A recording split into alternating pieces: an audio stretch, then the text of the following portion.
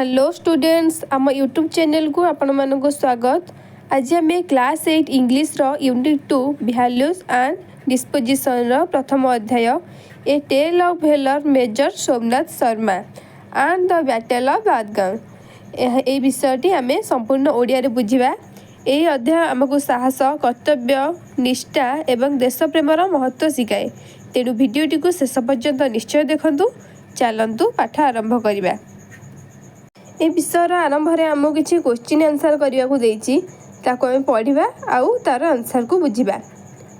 First question what image comes to you when you think of our republic day parade in New Delhi. तो republic day रे जो पैरेडटा new Delhi रे होता है से कथा भाविले तुम मन में क्यों चित्र आसूची। Answer I think of marching soldiers colourful cultural tablets military band fighter aircraft fly past and the national flag। तापरे सेकंड क्वेश्चन देजी who takes salute on this day देयर सेठारे काहाकू सैल्यूट करा जाए। The president of India takes the salute the president को करा जाए राष्ट्रपति को। नेक्स्ट क्वेश्चन देजी what military equipment are displayed क्यों सब मिलिटरी इक्विपमेंट गुड़िक सेठारे प्रदर्शन करा जाए।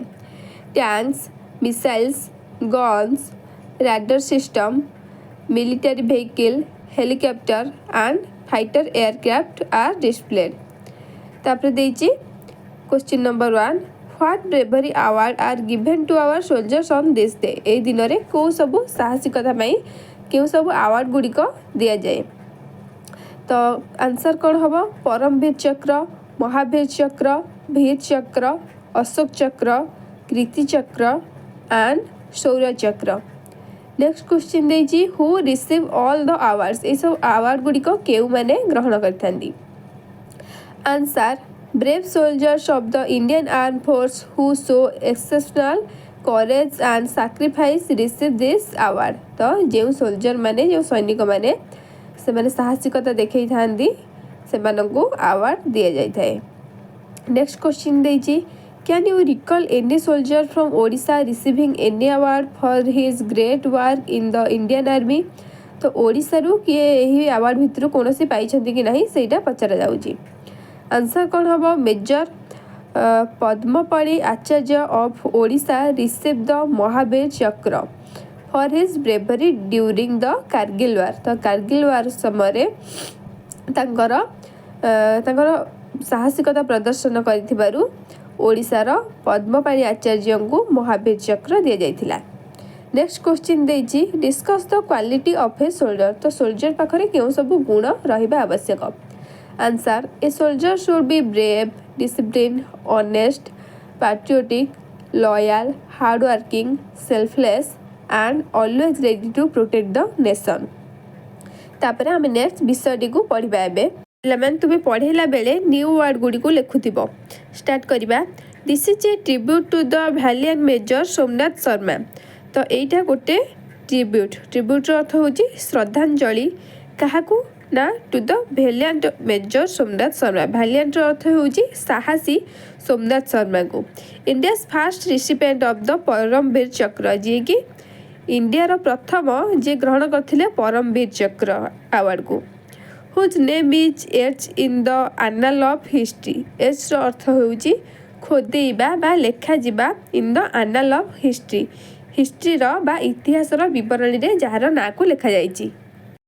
his bravery and sacrifice stand as a beacon of inspiration for generation। beacon रो अर्थ होउची कोन ना संकेतर दीप माने एठी कहा जाउची कि तांकर साहसिकता आउ तांकर त्याग सैक्रिफाइस अर्थ तांकर त्याग केमिति ठिया हेची ना परवर्ती जो पीढ़ी मानक पई एटा गोटे संकेतर दीप बा एटा तांगु प्रेरणा जोगाउची।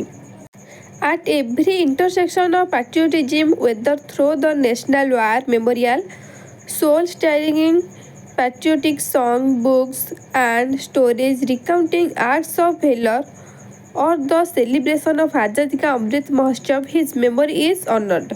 कहा जाउछि कि आमे जेते बेले भी देशप्रेमी मानक कथा मन पकौ एटा देश पई हेइथिबा कोनोसी संग्राम हेइ पारे किंबा देशप्रेमी मानक पई बा साहसी मानक पई लेखा जाइथिबा संगीत किंबा कोनोसी बही किंबा कोनोसी गप हेइ पारे ଏଇ ସବୁଥିରେ ଆମେ କାହାକୁ ସମ୍ମାନ ଜଣାଉ ନା ମେଜର ସୋମନାଥ ଶର୍ମାକୁ ମନେ ପକାଉ। Major Somnath Sharma's legacy of courage and devotion to the nation remain forever alive, reminding us of the ultimate price paid for our freedom। କହୁଛି କି ମେଜର ସୋମନାଥ ଶର୍ମାଙ୍କର ଯେଉଁ ଲେଗାସି ବା ଇଚ୍ଛାପତ୍ର ଅଫ୍ କରେଜର ଅର୍ଥ ହେଉଛି ସାହସ, ମାନେ ସାହସ ପାଇଁ ତାଙ୍କର ଯେଉଁ ଇଚ୍ଛାଟା ଥିଲା ସାହସିକତା ଦେଖାଇବା ପାଇଁ, ଆଣ୍ଡ ଡେଭୋସନ୍ ତାଙ୍କର ଯେଉଁ ଅନୁରାଗ ବା ଭକ୍ତି ଥିଲା ସେଇଟା କ'ଣ, ସେଇଟା ସବୁଦିନ ପାଇଁ ଅମର ରହିବ। Reminding us of the ultimate price paid for our nation, paid for our freedom. ତ ଆମର ଯେଉଁ ଆମ ଦେଶକୁ ସ୍ୱାଧୀନ କରିବା ପାଇଁ ଯେଉଁ ସବୁ ମୂଲ୍ୟ ଦିଆଯାଇଛି ସେଇଟା ଆମକୁ ସବୁବେଳେ ମେଜର ସୋମନାଥ ଶର୍ମାଙ୍କ ଦ୍ୱାରା ମନେ ପଡ଼ିବ। The serene Kashmir valley in the shadow of the majestic Himalayas witness a tale of extraordinary heroism and sacrifice to protect the integrity of Indian borders। The serene Kashmir valley ଏହାର ଅର୍ଥ ହେଉଛି ଯେଉଁ ପ୍ରଶସ୍ତ କାଶ୍ମୀର ଉପତ୍ୟକା ଥିଲା ଯେଉଁଟାକି କେଉଁଠି ଅବସ୍ଥିତ ନା ହିମାଳୟର ତାର ଯେଉଁ ସ୍ୟାଡୋର ଅର୍ଥ ଛାଇ, ମାନେ ହିମାଳୟର ତଳେ ଯେଉଁଟା ଅବସ୍ଥିତ ସେଇଟା ସାକ୍ଷୀ ଅଛି କାହାର, a tale of extraordinary heroism and sacrifice to protect the integrity of Indian border. ତ ଇଣ୍ଡିଆର ଯେଉଁ ବର୍ଡ଼ର ଅଛି ତାର ଅଖଣ୍ଡତାକୁ, ଇଣ୍ଟିଗ୍ରିଟିର ଅର୍ଥ ହେଉଛି ଅଖଣ୍ଡତାକୁ ବଜାୟ ରଖିବା ପାଇଁ ଯେଉଁ ତ୍ୟାଗ କରାଯାଇଥିଲା, ଯେଉଁ ସାକ୍ରିଫାଇସ୍ କରାଯାଇଥିଲା, ଆଉ ଯେଉଁ ବୀରତ୍ୱ ଦେଖାଯାଇଥିଲା ସେଇଟା ତାର ସାକ୍ଷୀ ଅଛି ଏବେ ମଧ୍ୟ। The day began with the silence of a cold November dawn but ended with echoes of courage that serves as an inspiration for generation to come। ତ ଏଇ ଯେଉଁ ଦିନଟା ଥିଲା ସେଠି ସେଇଟା ଗୋଟେ ନୀରବ ଆଉ ଥଣ୍ଡା ଭୋରରୁ ଷ୍ଟାର୍ଟ ହେଇଥିଲା ନଭେମ୍ବରର, କିନ୍ତୁ ସରିଥିଲା କେମିତି, ସରିଥିଲା ଗୋଟେ ସାହସିକତାର ପ୍ରତିଧ୍ୱନି ସହିତ ଯେଉଁଟାକି ପ୍ରେରଣା ଯୋଗାଉଛି ତା ପରବର୍ତ୍ତୀ ପିଢ଼ିମାନଙ୍କୁ, ଏବେ ମଧ୍ୟ ଯେଉଁ ଜେନେରେସନ୍ ମାନେ ଆସୁଛନ୍ତି ସେମାନଙ୍କୁ ମଧ୍ୟ ସେଇଟା ପ୍ରେରଣା ଯୋଗାଉଛି। This is the story of Major Somnath Sharma and the brave men that he led on a mission to protect the Srinagar airport from falling into the hands of a guerrilla force trained and backed by Pakistan। ତ ଏଇଟା କାହାର story, ଏଇଟା ଷ୍ଟୋରିଟା ହେଲା major Somnath Sharma ଆଉ ତାଙ୍କର ଯେଉଁ ସାହସୀ ତାଙ୍କର ସବୁ ସହଯୋଗୀ ମାନେ ଥିଲେ ସେଇମାନଙ୍କର। ସେମାନେ କେଉଁଥିପାଇଁ ଆସିଥିଲେ, a mission to protect the Srinagar airport from falling into the hand of a guerrilla force. ଗୋରିଲାର ଅର୍ଥ ହେଉଛି ଯେଉଁମାନେ ଯୁଦ୍ଧ କରିବା ପାଇଁ ଆସିଥାନ୍ତି ସେଇମାନଙ୍କୁ କୁହାଯାଏ ଗୋରିଲା। ଗୋରିଲା ଫୋର୍ସ ଏଇଟା ପଠାଯାଇଥିଲା ପାକିସ୍ତାନରୁ। ତ ପାକିସ୍ତାନରୁ ଏଇ ଯେଉଁ ଯୁଦ୍ଧ କରିବା ପାଇଁ ଲୋକମାନଙ୍କୁ ପଠାଯାଇଥିଲା ଶ୍ରୀନଗର ଏୟାରପୋର୍ଟକୁ ମାନେ ଭାଙ୍ଗି ଯିବାରୁ, ନଷ୍ଟ କରିଦେବାରୁ ରକ୍ଷା କରିଥିଲେ କିଏ, ସୋମନାଥ ଶର୍ମା ଆଉ ତାଙ୍କ ସାଥୀମାନେ, ସେଇମାନଙ୍କ ବିଷୟରେ ଏଥିରେ କୁହାଯାଇଛି। This is a story of how 90 men managed to foil the plan of some 500 infiltrators who wanted to capture Srinagar and the Kashmir Valley and deliver a blow to newly independent India। ତ କୁହାଯାଉଛି କି ଏଇ ଷ୍ଟୋରିଟା ଆଉ କାହା ବିଷୟରେ, ଏଇ ଷ୍ଟୋରିଟା ସେଇମାନଙ୍କ ବିଷୟରେ ଯେ କେମିତି 90 ଜଣ ଲୋକ 500 ଇନଫିଲ୍ଟ୍ରେଟର୍ସ ଅର୍ଥ ହେଉଛି ଅନୁପ୍ରବେଶକାରୀ, ମାନେ ଯେଉଁମାନେ ଗୋଟେ ଦେଶ ମଧ୍ୟରୁ ବାହାରୁ ଆସିକି ପ୍ରବେଶ କରନ୍ତି ସେମାନେ 500 ଜଣ ଥିଲେ। ତାଙ୍କର ପ୍ଲାନ୍ଟିକୁ, ତାଙ୍କ ଯୋଜନାଟିକୁ ଏଇ 90 ଜଣ କେମିତି ବିଫଳ କରାଇ ଦେଇଥିଲେ ସେଇ ବିଷୟରେ କୁହାଯାଇଛି। ଯେଉଁମାନେ କି ଆଉ କ'ଣ କରିବାକୁ ଚାହୁଁଥିଲେ, and deliver a blow to newly independent India. ତ ଯେତେବେଳେ ନୂଆ କରିକି ଆମ ଭାରତ ସ୍ୱାଧୀନ ହୋଇଥାଏ ସେଠାରେ ଗୋଟେ କିପରି ବିଶୃଙ୍ଖଳା ସୃଷ୍ଟି କରିବେ ସେଇଥିପାଇଁ ସେମାନେ ଆସିଥିଲେ। The event that led to the Battle of Badgam started in August 1947 when Pakistan launched Operation Gulmarch to annex the Kashmir Valley। ତ ଏଇ ଯେଉଁ ଘଟଣାଟା ଆରମ୍ଭ ହୋଇଥିଲା କେବେ, ଅଗଷ୍ଟ 1947 ମସିହାରେ ଷ୍ଟାର୍ଟ ହୋଇଥିଲା। କେଉଁଥିପାଇଁ, ଯେତେବେଳେ ପାକିସ୍ତାନ ଚାହୁଁଥିଲା ଅପରେସନ୍ ଗୁଲମର୍ଚ ଗୋଟେ ଷ୍ଟାର୍ଟ କରିଥିଲା କାଶ୍ମୀର ଉପତ୍ୟକା ଉପରେ ଅସନ୍ତୁଷ୍ଟ କରିବା ପାଇଁ ବା ସେଠାରେ କିଛି ବିଶୃଙ୍ଖଳା ସୃଷ୍ଟି କରିବା ପାଇଁ ଷ୍ଟାର୍ଟ କରିଥିଲା, ଆଉ ଏଇଥିପାଇଁ ଶେଷରେ ବ୍ୟାଟେଲ୍ ଅଫ୍ ବାଦଗାମ ମଧ୍ୟ ଷ୍ଟାର୍ଟ ହେଇଥିଲା। This was in violation of an existing agreement with Hari Singh, the Maharaja of Jammu and Kashmir, who had committed Pakistan not to attack the state। ତ କ'ଣ ହେଲା ନା, ହରି ସିଂ ଯିଏ ଥିଲେ ସିଏ ଜାମ୍ମୁ କାଶ୍ମୀରର ମହାରାଜା ଥିଲେ। ସିଏ ଗୋଟେ ଆଗ୍ରିମେଣ୍ଟ କରିଥିଲେ ପାକିସ୍ତାନ ସହିତ। କ'ଣ कौन से एग्रीमेंट थिला ना पाकिस्तान तांको राज्य उपरे अटैक करबनी किंतु एईटा को न मानिकी पाकिस्तान अटैक करथिला। तो एटा से जो एग्रीमेंटा हेतिला सेथिरे गोटे विशृंखला बा भायोलेंस सृष्टि करथिला। एठारे कमिटेड अर्थ होउची प्रतिश्रुतिबद्ध हेबा। However, instead of honoring the commitment, the Pakistan army trained and equipped around 100 invaders. कौन है ना ये जो कमिटमेंटा को ये प्रतिश्रुतिटा को न रखिकी पाकिस्तान जो आर्मी माने थिले से माने 1000 जन भलिया आक्रमणकारी माने से माने आसिले who possessed deep knowledge of mountain passes and the local terrain to enter Kashmir। कौन थिला तांको पाखरे सेमानकर डीप नॉलेज थिला तांकर बहुत गभीर ज्ञान थिला माउंटेन पास अर्थ मुझे कही रखी दीटा पहाड़ मध्य जो गोटे गली गोटे रास्ता भाया थाए तार सेपट को जावाई से कहुए माउंटेन पास। तो काश्मीर रे जो सब माउंटेन पास गुड़िक थिला आ सब लोकल एरिया गुड़िक थिला ताकू एंटर करने भितर को जावाई पाखे गभीर ज्ञान थिला and take control of strategic location including the Srinagar airport. आउ तांको पाखरे कौन थिला जो strategic take control of strategic location including the Srinagar airport. Strategic location अर्थ होची गोटे पूर्व निर्धारित स्थान को जीवा पई जोटा कि से कहूची आ भितर श्रीनगर एयरपोर्ट भी इंक्लूड थिला अंतर्भुक्त थिला। सेठी कि जीवा पई केमिति जीवा को हबो तांको सब जणा थिला। The ultimate goal of their plan was to engineer a revolt in Kashmir overthrow the government and capture the territory. तो तांकर प्लानिंगटा कौन थिला तांकर मुख्य उद्देश्य कौन थिला से माने गोटे विद्रोह करिवे कोठी ना काश्मीर रे आउ सेथिरे जो सेठी जो सरकार अछंती तांको हटेइबे आउ से जो अंचलटा को ताको कैप्चर करिवे ताको निज कब्जा को आनिबे।